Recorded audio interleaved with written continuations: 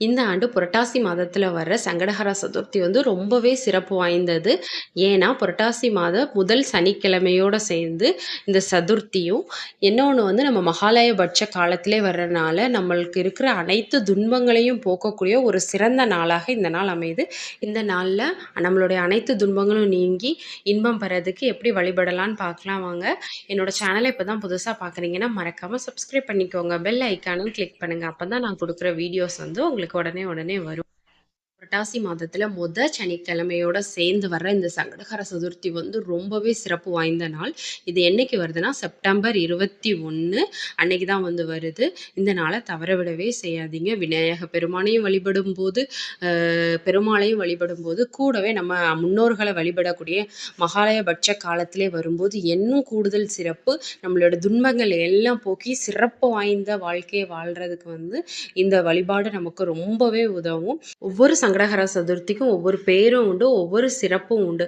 அதே மாதிரி இந்த விநாயகர் சதுர்த்திக்கு அடுத்த வர இந்த சனிக்கிழமை வர்ற சதுர்த்திக்கு வந்து விக்னராஜ சதுர்த்தின்னு பேர். இது வந்து ரொம்பவே சிறப்பு வாய்ந்தது. ஞானம், செல்வம்னு எல்லாம் தரக்கூடிய இந்த விக்னராஜ சதுர்த்தி வழிபாடையும் வந்து நம்ம சேர்த்து பண்ணும்போது ரொம்பவே சிறப்பாக இருக்கும்.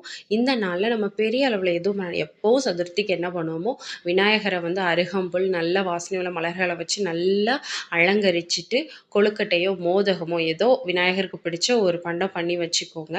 அவரை வந்து மனதார வேண்டணும். இதுவே விரதம் இருந்து வழிபடுறவங்களா இருந்தீங்கன்னா, காலையிலேருந்து விரதமாக இருந்து சாயந்தரமாக ஏதாவது விநாயகர் கோயிலுக்கு சென்று அங்கே நடக்கிற பூஜையெல்லாம் பார்த்துட்டு அங்கே தர்ற பிரசாதத்தை வாங்கி சாப்பிட்டு விரதத்தை முடிச்சுக்கலாம். இல்லைன்னா வீட்டிலேயே நம்ம பூஜை பண்ணி ஏதாவது ஒரு பிரசாதம் விநாயகருக்கு வைக்கிறத சாப்பிட்டுட்டு அந்த விரதத்தை முடிச்சிருக்கலாம்.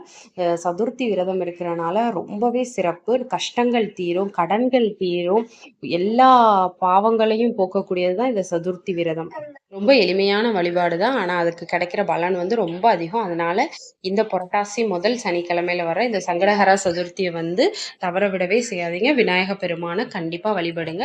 இது எதுவுமே பண்ண முடியாதவங்க விநாயகர் கோயிலுக்கு போய் அருகம்புல் வாங்கி கொடுத்து ஒரு அர்ச்சனை பண்ணுங்க. ரொம்பவே சிறப்பா இருக்கும். உங்களுக்கு என்ன தேவையோ அதெல்லாம் வேண்டிக்குவாங்க. கண்டிப்பா நடக்கும். புரட்டாசி முதல் வார சனிக்கிழமைனால சில பேர் வந்து பெருமாளுக்கு தளிகை போடுற பழக்கம் இருக்கும். தளிகை கூட சேர்ந்தே சில பேர் வந்து மாவிளக்கும் போட்டுருவாங்க.